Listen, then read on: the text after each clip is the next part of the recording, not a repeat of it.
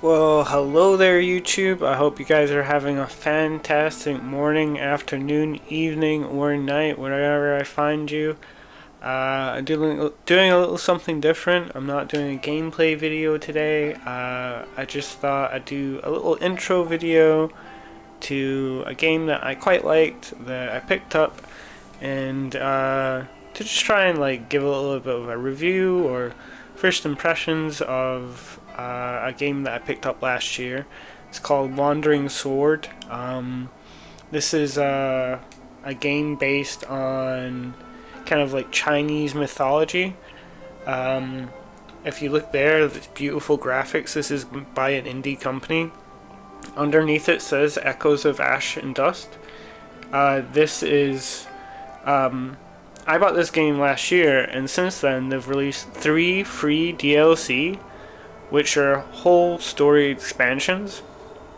I've only played so far into it, but I feel that the leveling system, the gameplay, and the fighting is all really fun.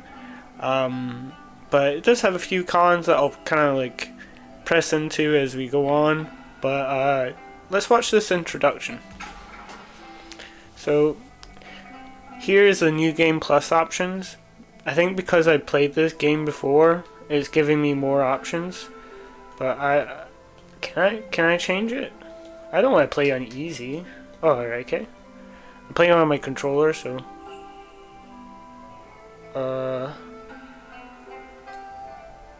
I'll play on hard. Yeah. Can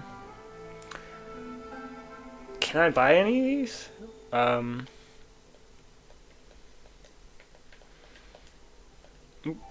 Sweet. Yeah. So that's one of my problems with the game. It's a bit. Yeah, I get taken out the menu. The controller options are a bit bad, I would say. You can learn all these martial arts. So these are ways to play through the game again. I think the game wants you to play through it multiple times. But I would probably say that one of my problems with the game as a whole is that it's a bit linear to I feel like it's a bit linear to expect you to want to play through it multiple times. I'm trying to get something here, but maybe I just don't have enough points for literally anything. I'm pressing all the buttons and nothing's happening, and it says I have 200 points up at the top left. But yeah. Anyway, anywho, yeah, yes, yeah, it's fine. That's one of my problems is I think the UI could use a little bit more love, and it kind of reeks of a kind of unit equality. Now, I'm not here to just shit on the game. Look at this beautiful scene. This obviously took a lot of effort. It kind of goes on a 2.5 kind of D, kind of graphics and stuff like that. It's very similar to Bravely Default, but it doesn't have all the cringy voice acting that game's wildly known for, or Octopath Traveler. This is the main character, Yuan Yi. I don't really like him. I'm just gonna start off with that. He's very bland, and he's very sort of milk toast, and I feel like in that kind of situation it would have been better to just have a completely blank slate character that you could kind of customize. Maybe I could have chose his hairstyle or whatever, you know. But I'm just gonna skip some of the dialogue. Here's some of the menus. But yeah, this is the game. When you start up, it might be a little bit intimidating at first. got all these different menus and stuff like that.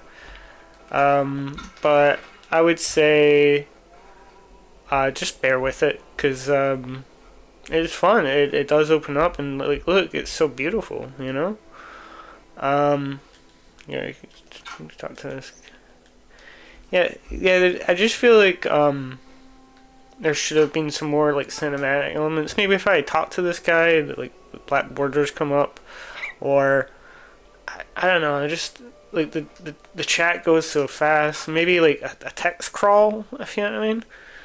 Maybe I'm in the wrong here, or the only one here, but yeah, I do really like this game.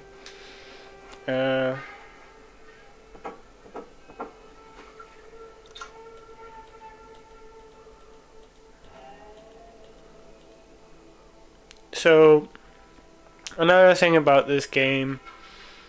Oh, some bad guys.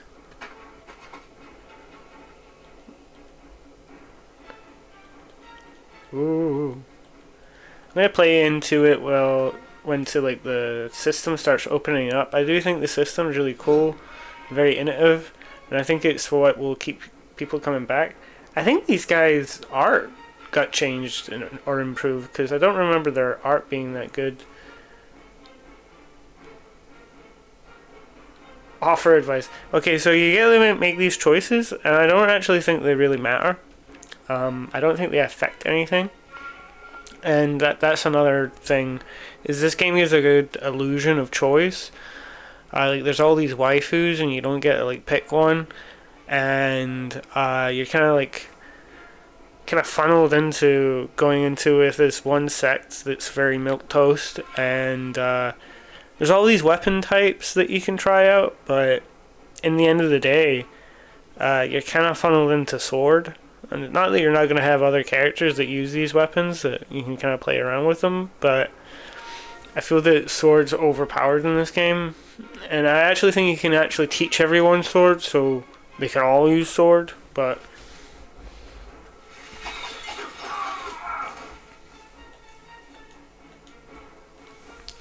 it is a really fun game, and I think the plot's cool. There's a lot of effort here, you can see. I think it is better than some of the mainline games that are coming out now these days, like remakes and stuff like that of like Final Fantasy IV. You know, this is a little bit more of the combat. Honestly, I just play it in auto, but I don't know what any of these buttons do. LBX. Ooh. It's kind of like a strategy game. I like the combat. It kind of opens up as you go on, but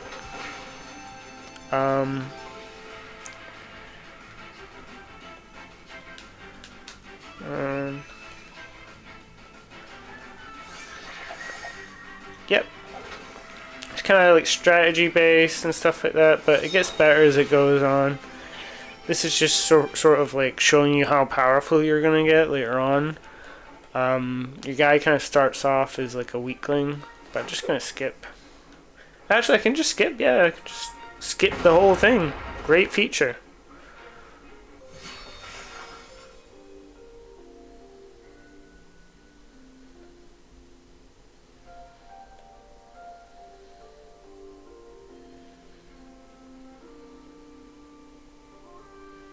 Look, another beautiful view. There's a lot of effort into the visuals here, and I feel like there's polish in them and heart. I think it radiates off of the game, you know, that this is like something that people wanted to make, if you know what I mean. So this is like your kind of mentor Kakashi guy and his little daughter.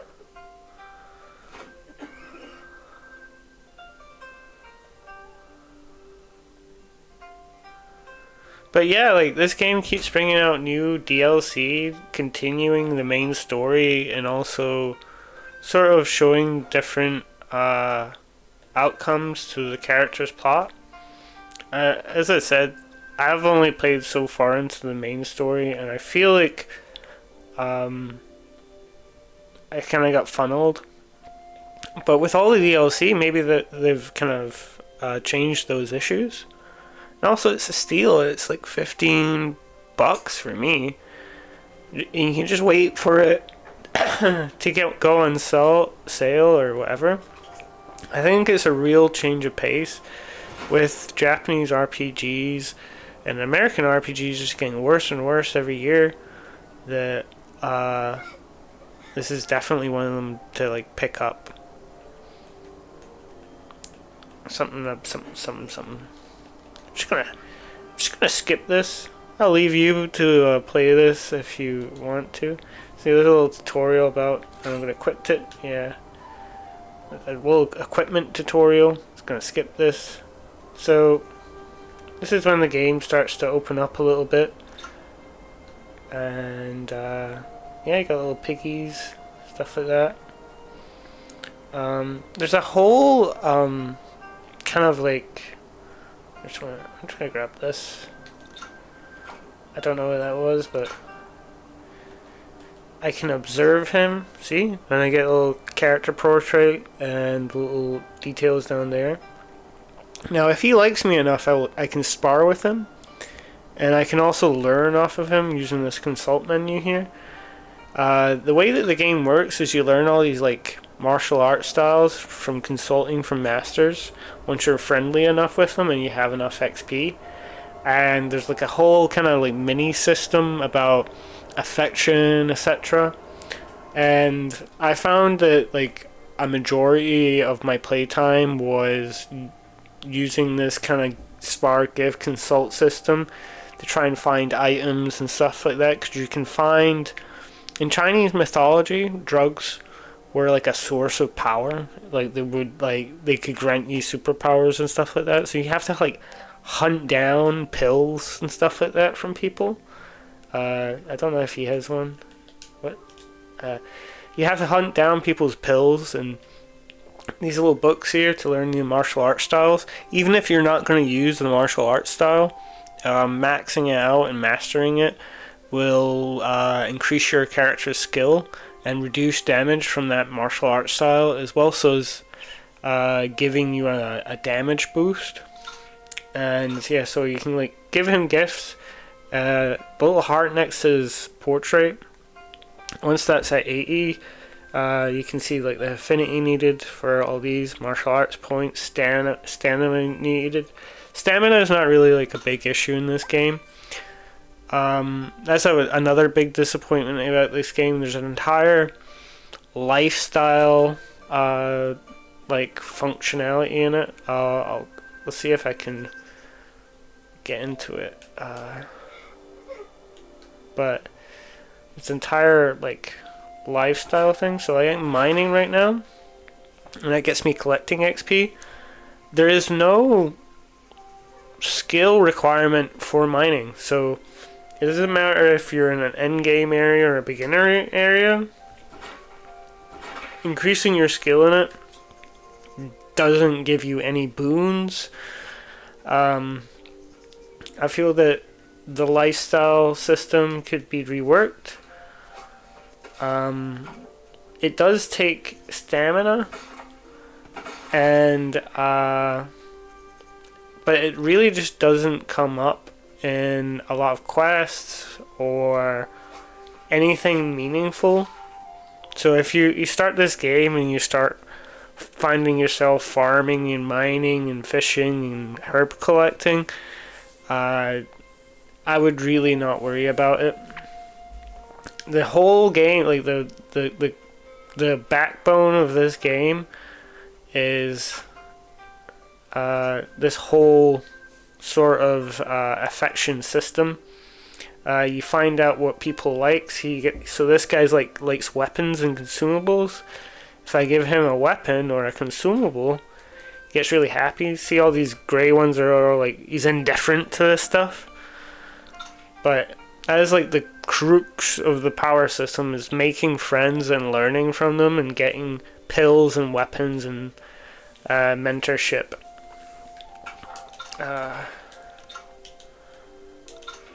Um, I don't know. Is